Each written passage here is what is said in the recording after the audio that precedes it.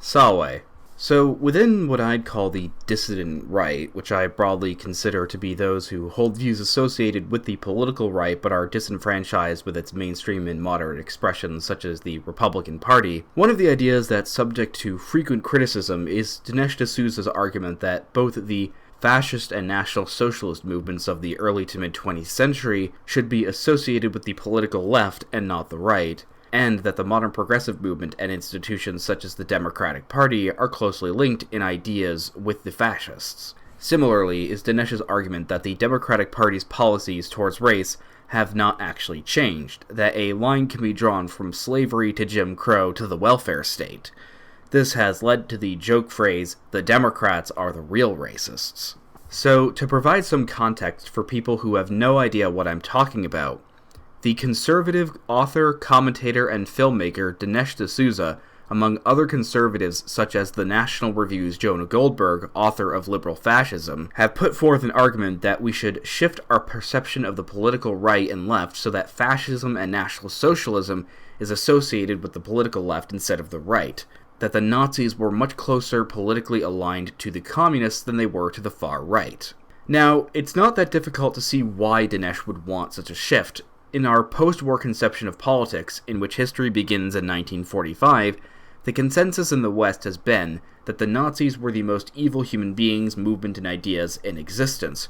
Regardless if you think that the communists were worse, which I think they were, this is what we in the West have agreed upon by our social consensus. Consensus has also placed the Nazis on the political right. So, given these two facts, it's easy to see why a lot of conservatives would jump at the chance to shift the perception. As was especially evident in the last election, the left constantly assails the right with accusations of racism and Nazism, trying to label the moderate right, conservatives, as being the most evil people who ever lived, trying to associate them with the Nazis. Unfortunately for the right, the accusations of communism don't have nearly the same weight. So with this, and with the fact that the Overton window has been shifting further and further to the left, and with the now public existence of the alt-right, we can see why Dinesh D'Souza and others are desperate for some way to get rid of this association. And if he can not only disassociate the right from the Nazis and fascists, but also make them the left's problem, well, why wouldn't he want to do that? And it's for this reason I'm not angry at Dinesh D'Souza. I don't hate him. I don't really have anything personally against him. I actually think that his argument that the Democrats are the real racists, I think that's a perfectly fine argument to make, that if you can draw that line historically, well, that's great. My issue with his project is both that I believe that his approach to the political spectrum is wrong, and that he's wrong to associate the National Socialist and Fascist movements with Marxists and Socialists. So let's start with the political spectrum. Traditionally, the political spectrum has looked like this, with the various Marxist ideologies on the extreme left, followed by socialism, social democracy/progressivism, and with liberalism in the center. Classical liberalism covers both the center-left and center-right, followed by moderate conservatism and libertarianism, then reactionary ideology such as monarchism, then fascism, and then National Socialism on the furthest to the right. So the reason why I believe the spectrum has been set up this way has nothing to do with there being an objective definition of left-wing or right-wing. Rather, the terms and the political spectrum were developed based on the social consensus of the West after World War II, and that the various ideologies that were present at the time were categorized in relation to each other, and, likely because of the largely two-party political systems of the US and the UK, a dualistic notion of politics and ideology was formed. That fascism is on the right of the spectrum and communism on the left was not intended to hold meaning for the mainstream parties which, especially in the 1950s, would have prided themselves on being in the American center.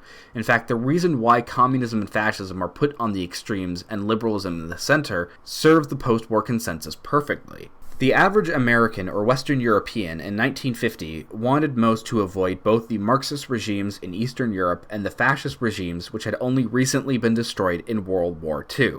Society was stable, and so a centrist regime based on the premises of liberal democracy, a free market, with mixed capitalism and certain social values was desired, with a certain degree of opposition on either side being deemed socially and politically acceptable. The political center was, and I think is supposed to represent the mean consensus of society, what the shared values and views of most people are or were. which in an increasingly divided society seems like an anathema. Perhaps that's why centrism has almost become a pejorative these days. So all of this is to explain broadly why I think our political spectrum looks the way it does. It's a depiction of how the post-war consensus views politics and ideologies. So let's now look at Dinesh D'Souza's model and the quote-unquote real political spectrum. Here on the extreme right, instead of fascism, we have anarchism, then libertarianism, conservatism, centrism, social democracy and progressivism, then socialism, monarchism, fascism, and communism. Under this political spectrum, the basis is not the subjective consensus of Western society after World War II, but an attempt at an objective definition. Under this model, the right wing is defined as desiring smaller government, more freedom for the individual, while left wing is defined by larger government and control over individuals. And thus, while the extreme left remains communist, the extreme right is anarchy. And I think it's with this model that the criticisms of Dinesh's ideas come in, because for one, it looks disingenuous as it essentially puts any ideology that Dinesh conservatives or moderates don't like and stuffs them onto the left. It stacks the left wing with all the bad ideologies that were actively fought by liberal democracies throughout the 20th century. Old world autocracy and monarchism, fascism and communism. They're all left-wing, and the far right is comprised of anarchists who haven't been a serious political threat since the early 1900s. Now, the progressives are placed relatively close to the worst extremes. However, my main problem with this version of the political spectrum is that it doesn't work as a useful model. Anybody who knows anything about scientific models knows that their value lies not so much in their accuracy, but their usefulness. Take a model for the solar system, for example. Most models we see of the solar system in textbooks and whatnot have the planets at relatively similar distances to one another, orbiting in perfect circles around the sun. This model is highly inaccurate, but the reason we use it is because if we tried to replicate a scale model of the solar system, the distance between the planets would be so large, miles of distance, even at a tiny fraction of their original size, that you couldn't realistically get any use out of it. The not-to-scale model, though less accurate, is actually far more useful. And I think the same applies to the political spectrum and political models. The traditional spectrum as a model is useful in that it shows what the political consensus essentially is at the time and places the various ideologies in relation to each other. What the hell does this model tell me? That on one extreme is an ideology that's been functionally dead for over 100 years, and then places monarchism, which doesn't even profess any economic model, and of which there are many different types of monarchy, in between socialism and communism. It's an accurate model, though, according to its own definition. If right-wing is small government and left-wing is big government, this is how it should look. If we assume that by monarchism, Dinesh means Saudi Arabia and not feudal France. The problem here is that the spectrum, which is barely accurate according to its own definition, is useless as a political model since it assumes that Dinesh D'Souza and Jonah Goldberg have the objectively correct way to view politics, which they don't.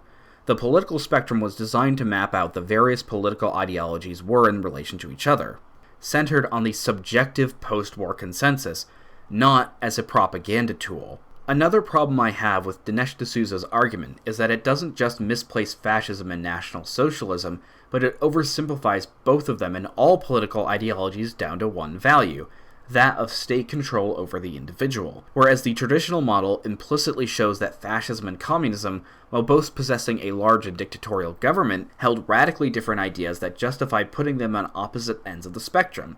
The Dinesh model implies that the only value that matters in politics is the absolute size of government, its authority. And I think this simplifies our conception of politics to the point of being useless. Again, look at how monarchism is portrayed as effectively a soft form of communism. This, while not even being close to accurate, also implies that you can easily associate monarchy with Marxism, which I think is totally absurd since monarchy has existed for thousands of years. Medieval European kingdoms existed centuries before Marxism even existed. The other major issue I have with this idea is that it asserts the fascist and National Socialist regimes can be closely linked with socialism and Marxism because both had large central governments and varying high levels of state control over the economy. The biggest issue here is that almost by definition, fascism and National Socialism is explicitly anti-Marxist. Most of these movements came about as a desperate response by conservative and moderate Europeans to support any regime that would oppose communism. In Spain, the Francoist faction was in violent opposition to the left-wing communist coalition of the Republicans. In speech after speech after speech, Hitler railed against Marxism. It is totally dishonest to argue that, even if the results were somewhat similar in certain ways, that the Marxists and fascists held similar premises. They held diametrically opposed views of the world, and in the Second World War, they were actively at war with each other. Again, the issue here is that politics is viewed through a libertarian lens, that because fascists and communists had large governments compared to the United States, they must be founded on the same principles. The other problem is that because the Dinesh model has reduced everything down to the absolute size of government, it forces us to look at politics and economics as binary, as if there can only be control or freedom. In fact, one of the things that the fascists seemed to pride themselves on was being third positionists. They believed that to believe in something other than either communism or liberal capitalist democracy was a radical notion at the time, and even now I think it's hard to conceive of there being ideas that don't fall onto a one-dimensional political spectrum. Economically, the fascists actually differed greatly from the socialists and Marxists. Whereas the Marxists worked to have an economic system that centralized production under the state, eliminated private property and enterprise, and strove to eliminate the concept of class entirely, under fascist states, private property and industry still existed, and there was no attempt to eliminate class structure. Instead, they believed in a corporatist model, that the state, the workers, and the upper class cooperated economically for the benefit of the nation. Broadly, it was similar to having a union that worked in the interest of not just the working class, but of the rich and the state. The results of these systems were substantially different from the Marxists as well. The economies of Nazi Germany, Italy, Spain, and Portugal, while arguably maybe not as efficient as the United States, never suffered the same starvation and lack of production problems of the Soviet Union or Maoist China. Despite what the Nazis called themselves, they were actually not socialists. If they were, they would have actually tried to implement a fully socialist system in Germany, and then private industry wouldn't have existed, but it still did. Again, the problem with the Dinesh model is that it squashes any of the complexity out of politics and removes the idea that political ideologies are comprised of many different values, and measuring them all purely by how big the size of the absolute government is renders the endeavor useless. It also, as you can see with monarchism, removes any understanding of historical context. So, what's my view on how we should view these ideologies? Well, in short, I understand why the political spectrum exists, and why left-wing and right-wing exist the way they do as well, and I can even respect Dinesh D'Souza's desire to want to shift the perception. But I think that a better way to look at politics and ideology, a more intellectually honest and rigorous way, is to understand first what you believe, what values you hold, and to see which ideology they match up with. And you can certainly gain insight by understanding how various ideologies stand in relation to each other, but trying to enforce an objective standard onto a model which was designed to represent subjective consensus of society, I don't think will ever lead to a useful understanding of politics. Diabana.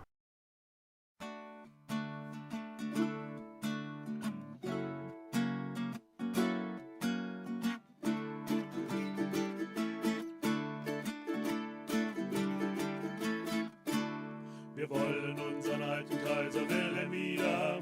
Wir wollen unseren alten Kaiser Wilhelm wieder. Aber den mit dem Bart, mit dem langen Bart. Aber den mit dem Bart, mit dem langen Bart. So schwärmten unsere Eltern von der guten alten Zeit. Sie liegt so fern und weit, die alte Kaiserzeit. Doch war sie wirklich besser, diese gute alte Zeit, als einst der Opa, die Oma hat wohl gefeit. Ja, mit Jagdgesang und mit Hörnerklang, rings um Fair Berlin, durch die Wälder ziehen. Ja, mit Jagdgesang und mit Hörnerklang, ritt die Oma mit dem Opa. Doch sie hielten an und küssten sich, sonst wären wir